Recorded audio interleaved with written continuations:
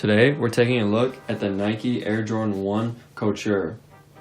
So starting off with the box, you've just got a standard Jordan 1 box.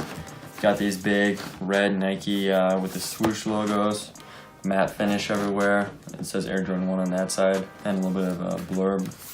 Same thing here, size tag on this side. Let's get the box open. Just raw cardboard on the bottom of the lid and a Nike quality control stamp. Just a standard Jordan 1 white paper. And here are the shoes.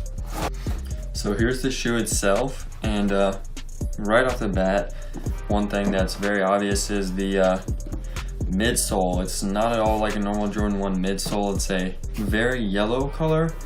It looks like sort of the oxidized look that they're going for on some of the Jordan 1s, but like even more so, it's a very warm, creamy color. And the outsole is not black. It's the exact same color as the midsole, which usually there's a two-tone sole. That's just something. You got the standard Jordan outsole, nothing interesting about that. Moving on to the upper of the shoe, you've got this very, very interesting leather. It's nothing like I've ever seen before on a Jordan 1 in recent memory. It's this, I wouldn't say terrible quality leather, but it's pretty stiff. But it's very shiny. It's just like dress shoe leather, if you know what I'm talking about. That's really the vibe that I'm getting from this. It seems, this is like the type of leather that you would polish. Like, it's just very strange to see in a Jordan 1. That's just first impression I'm getting. So just going on to the color blocking on the shoe. Everything is black. There's no standard Jordan color blocking except for this very bold and out there just strip across the sides and back. It like goes over all the lines where the standard color blocking is. It's very out there. Personally, I'm not a fan, but if you like that, it goes over the swoosh. I like the way the red swoosh looks, but I'm just not a fan of how it's just a square. Like, it's not at all like a standard Jordan color blocking. I'm not a fan of that. Moving to the tongue, it's very, very different from a normal Jordan tongue.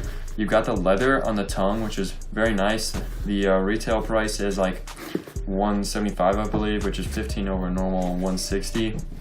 Here's where the money's going.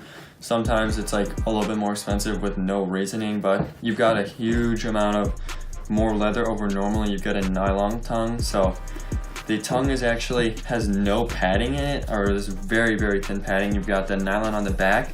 But since there's no padding and it's just a solid leather tongue, you can see that it's a rigid, like, L shape. It's like a Jordan 5 tongue, if you know what I'm talking about.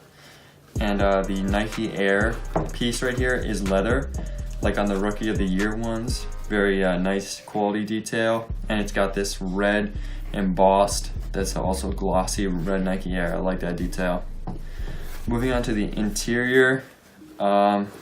This is not standard Jordan 1 sock liner. This is sort of like a nylon or silky material. Definitely an upgrade. It's much more soft. The normal Jordan 1 sock liner is kind of rough. You've got just a cardboard insert, nothing like the Jordan 11s, and the insole is all red with a black Nike Air underneath it. So overall, not a lot to say about it, and you've got black laces with black tips and no extra laces, unfortunately. So now we're going to go to the Onfoot portion of this shoe.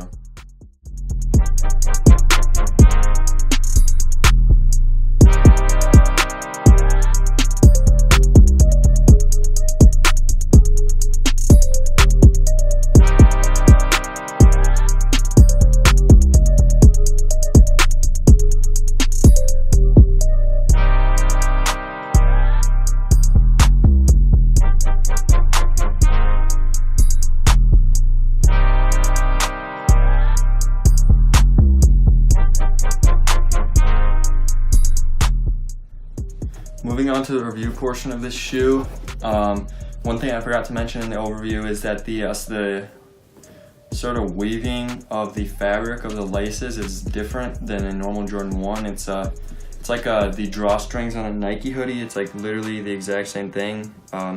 I don't know if you guys have any Nike hoodies, but that's exactly how it is. Just a cool detail I forgot to mention. Moving on to the review, you can see on the toe box, just from doing the review, I've already had kind of a bad crease right here and a little bit on this side. It's just, I can only imagine what it's going to be like because the leather is not very great. It's pretty stiff. It's going to be a huge crease if you wear these a couple of times. That's a major downside. Leather quality on these, kind of stiff, but I really do like this sort of, not quite patent, but not like matte leather. It's just a really cool aesthetic I haven't seen in many other Jordan 1s. This stripe, subjective, but personally I'm not a fan.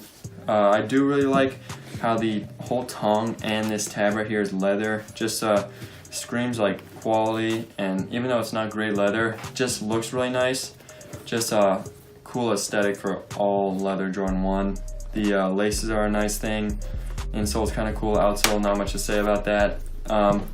So mediocre quality, but cool aesthetics. And if you're into the design, then pick these up. They're trading for low 200s for I would say like sort of bigger sizes like these. These are 13s. But if you're small feet, you're gonna have to pay up. They're going for like 200 to 300, even above that for really small sizes. So thank you guys for watching, and I'll see you in the next one.